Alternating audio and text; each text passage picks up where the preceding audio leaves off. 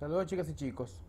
Continuando con los flagelados, esta semana vamos a hablar sobre el grupo que abarca los tripanosomas y la leishmania. Son un grupo aparte que tienen un orden que se llama orden Kinetoplastida. Es en la familia de Trypanosomatidae, que tienen un solo flagelo, tamaño variable entre 2 y 130 micras. Son parásitos de animales, plantas y demás parásitos. La mayoría viven en tubos digestivos de invertebrados. Y la gran mayoría, en su mayoría, son parásitos. Tienen una sola mitocondria. Tienen uno o dos flagelos, típicamente con vara paraxial. Y su grupo de sus parásitos más prominentes son leishmania y trypanosoma. La trypanosoma es un parásito que es de la sangre. O sea, está en el sistema sanguíneo. Tenemos varias familias. Tenemos uno que provoca la enfermedad africana del sueño, que se transmite a través de la mosca tsetse, a través del Trypanosoma brucei gambiense y el Trypanosoma rhodesiense. También hay el que tenemos en las Américas, es la enfermedad del Chagas o el kissing bug, que es a través del Trypanosoma cruzi. Tienen un solo flagelo.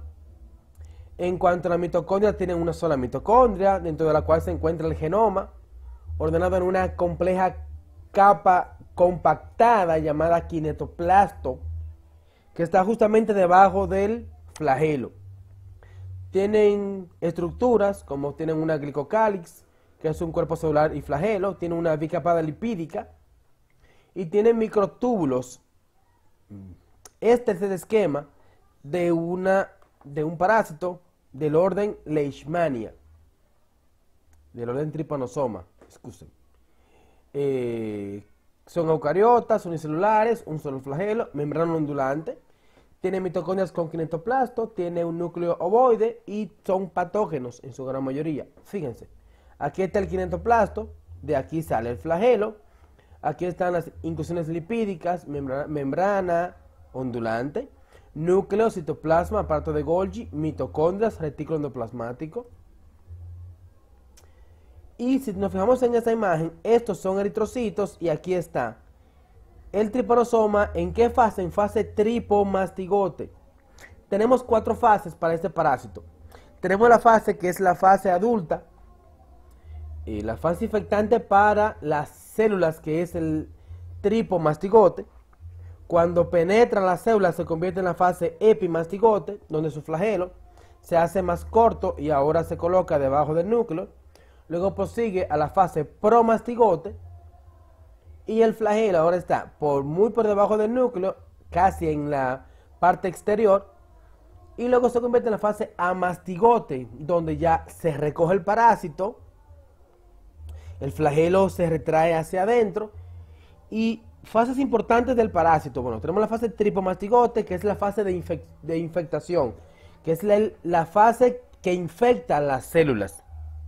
Y tenemos la fase de amastigote, que es la fase de multiplicación en el citoplasma celular. En cuanto a su ciclo biológico, tenemos el siguiente. El parásito se encuentra en el interior de un tratrominio, un insecto que él chupa sangre, pero él defeca. Cuando él defeca, deja en la piel el tripomastigote metacíclico. Este tripomastigote penetra por la piel a través de erupciones o escoriaciones en la piel, se divide, luego penetra, busca las células sanguíneas, entra, busca las células sanguínea o cualquier tipo de células que ellas pueden infectar, neuronas, macrófagos. Cuando entran a las células, lo que hacen es que se convierten en fase amastigote, o sea, pasan de tripomastigote a promastigote, epimastigote y amastigote, y ya en fase amastigote se multiplican, como es este ejemplo, y ya cuando ya colman o cuando completan todo el citoplasma celular, rompen, pero antes de romperse se convierten en otra vez en tripomastigote y se liberan. Por tanto, la fase tripomastigote se va a encontrar fuera de la célula, buscando a quien infectar. Y la fase amastigote se encuentran dentro de la célula, buscando, multiplicándose.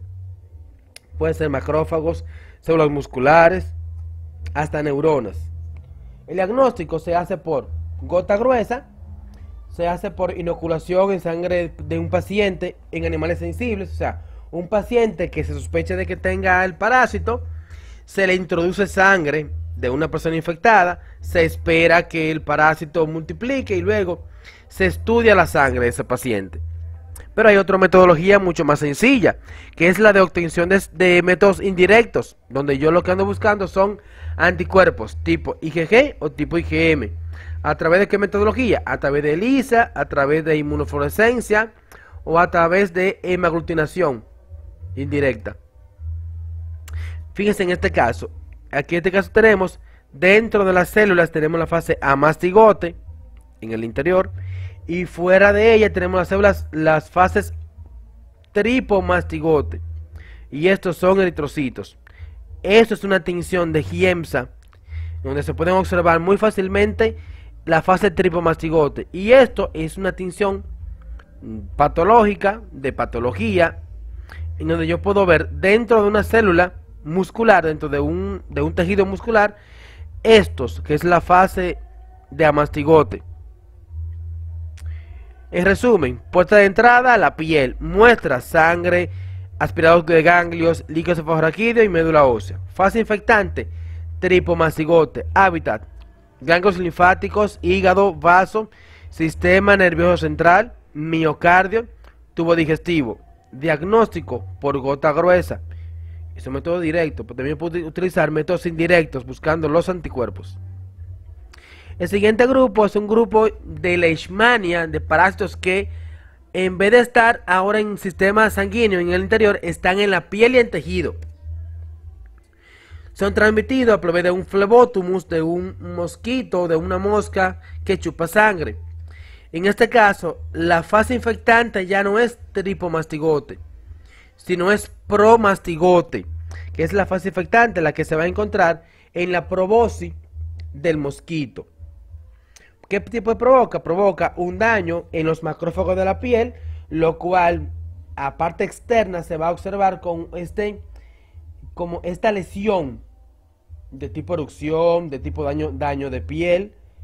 Pero también esto puede ocurrir dentro del paciente.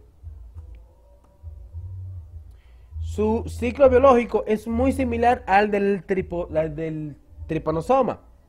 Un mosquito, miren cómo empieza. Un mosquito inyecta a un paciente la fase de promastigote. Ese promastigote busca los macrófagos de la piel, daña los macrófagos de la piel, se convierte dentro de esos macrófagos en fase amastigote, multiplicación, igual, daña el citoplasma, él se libera y al liberarse se convierte en fase en promastigote y van a buscar dañar más macrófagos y el ciclo continúa.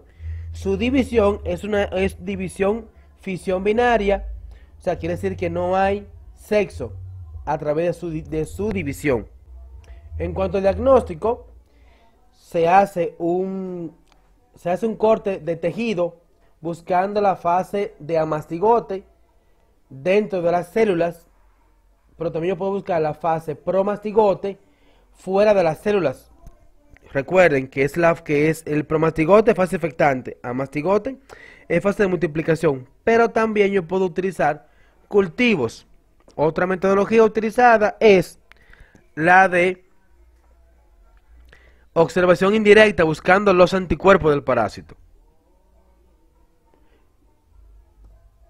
En resumen, puerta de entrada, la piel. Muestra biopsia de piel o mucosa, aspirado de ganglios, aspirado de hígado, médula ósea. Fase infectante, promastigote, hábitat.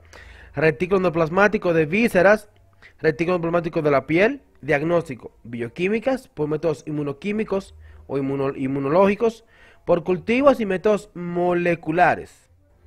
Saludos chicos. Nuestro siguiente grupo es el grupo llamado Phylum Apicomplexa.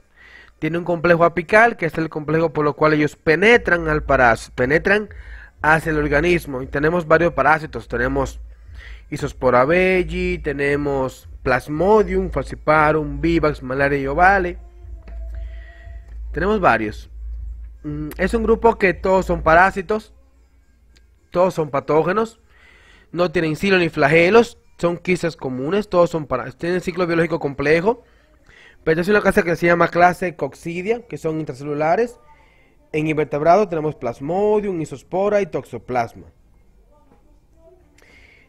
Se dividen de dos maneras, por esquizogonia, eso es división asexual, produciendo merozoitos.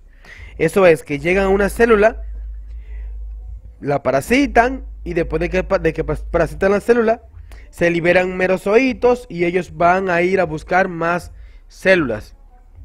División asexual. También tenemos la división, que es una división sexual, que es la división gametogonia. Se reproduce la gametogonia dentro del hospedero intermediario, dentro, en este caso si es plasmodio, dentro del mosquito. Por ejemplo, aquí tenemos la imagen de un ciclo biológico del plasmodium, de un plasmodium. Miren cómo funciona. Un parásito está dentro de un paciente, ¿verdad que sí? ¿Qué pasa? Ese parásito, tenemos macrogametos y microgametos, o sea, gameto masculino y gameto femenino. El mosquito llega, se lleva esos gametos dentro de su estómago, hay una conjugación y se produce un gameto. Ya ese gameto es el que va a producir la fase infectante, que es el esporozoito. El esporozoito va a estar en la probóscis del mosquito, en la glándula salival del mosquito. Y cuando ese mosquito le pique a esa persona o a otra persona, le va a inyectar esos esporozoitos. El esporozoito va a llegar al hígado, va a dañar ese hígado, y cuando dañe el hígado se va a liberar los merozoitos, que van a buscar circulación sanguínea, buscan eritrocitos, y cuando ya estén en los eritrocitos van a colmar todo el eritrocito para luego entonces romper el eritrocito y seguir buscando más eritrocitos. Tenemos varios ciclos y tenemos varias familias. Primero tenemos la familia del Falciparum, que tienen afinidad sobre glóbulos rojos de diferentes edades, pequeños, medianos, jóvenes.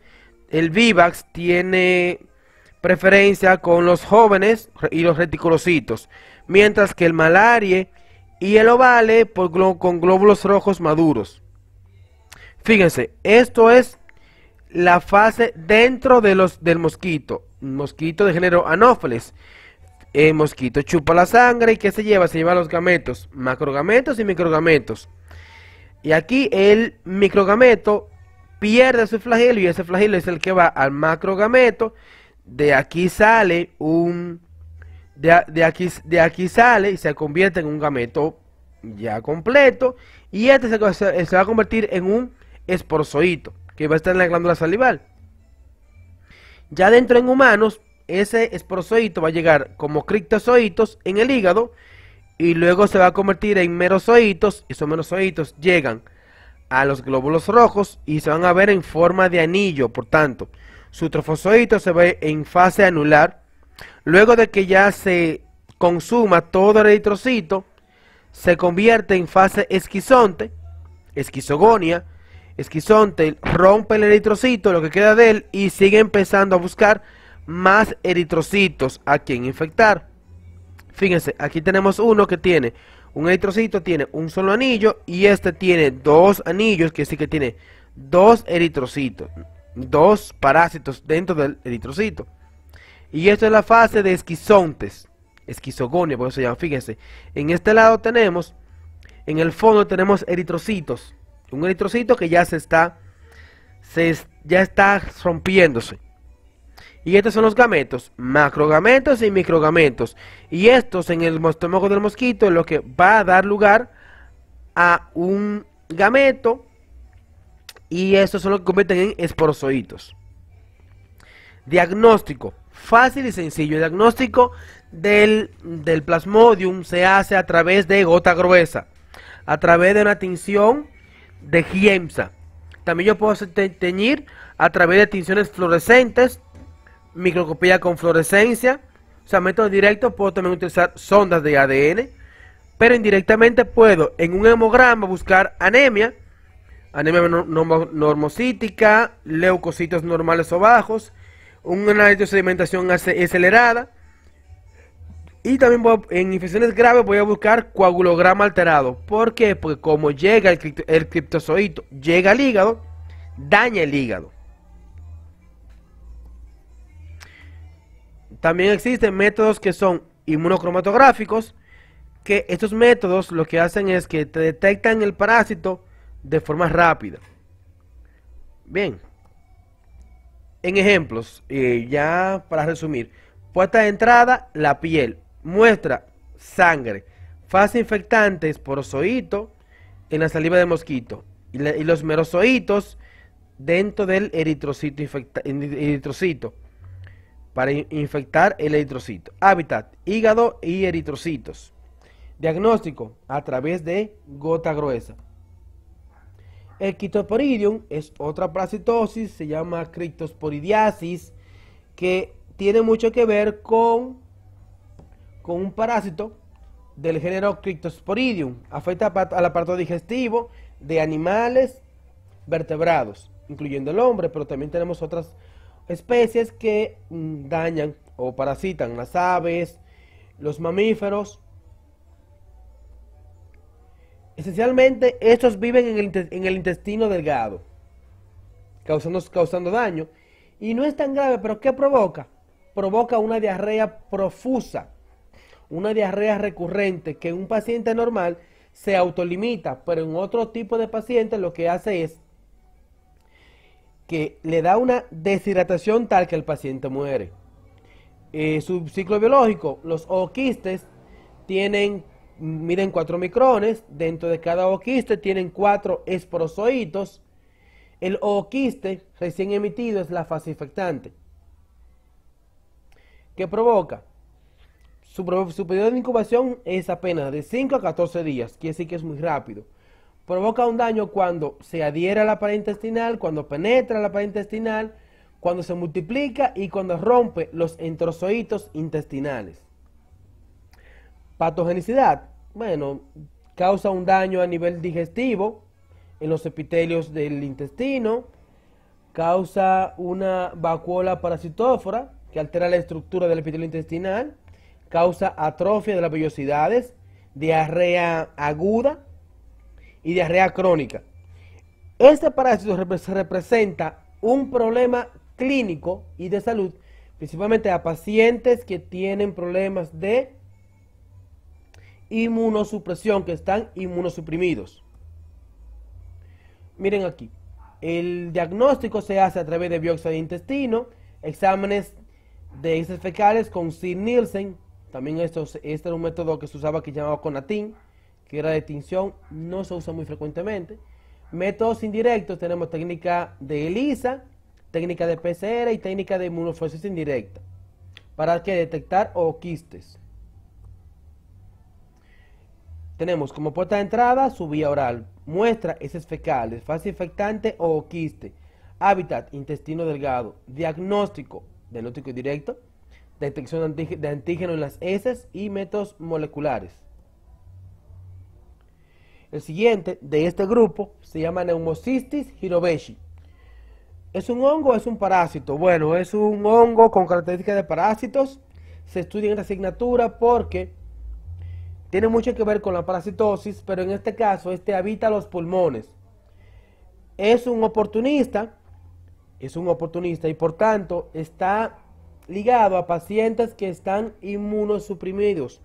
VIH, aquellos que tienen dengue, aquellos que tienen cualquier tipo de infecciones en donde están comprometidas su sistema inmunológico, aquellos que son trasplantados.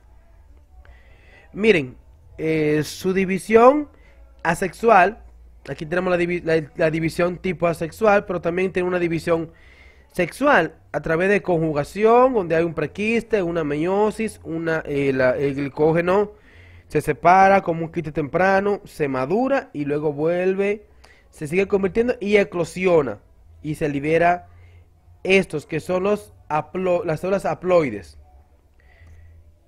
Pero lo importante en este caso es que tanto el quiste como el trofozoito va a estar en el pulmón a través de los alveolos pulmonares.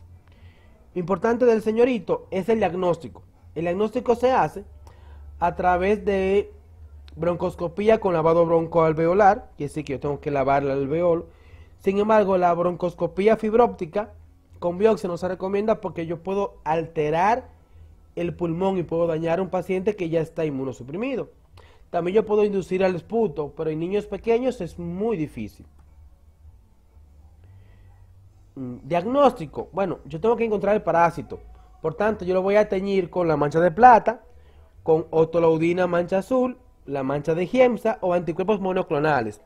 También puedo utilizar PCR de ADN en fluidos, principalmente para investigaciones. No es muy frecuente encontrarlo. Miren, aquí tenemos un alveolo y aquí tenemos, todo lo que vemos aquí son quistes del parásito. Puerta de entrada, la vía oral. Muestra, esputo. Tejido pulmonar y aspirado broncopulmonar. Fase infectante, quiste. Hábitat, pulmón. Diagnóstico, método directo y biopsia de pulmón. En este caso tenemos promastigote. Fíjense, ese se está dividiendo. Promastigote y esto es la fase amastigote y amastigote dentro de un macrófago de la piel.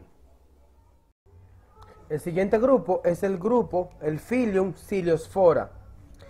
Tiene una película que se llaman cilios, que son unas vellosidades pequeñitas, dos tipos de núcleo, mayormente son de vida libre, se dividen por fisión binaria, por gemación, conjugación. Tiene un grupo que también se llama los paramecios. El endoplasma tiene dos núcleos, tiene un macronúcleo que tiene producción de RNA mensajero y el micronúcleo está ligado a la herencia y a la reproducción sexual.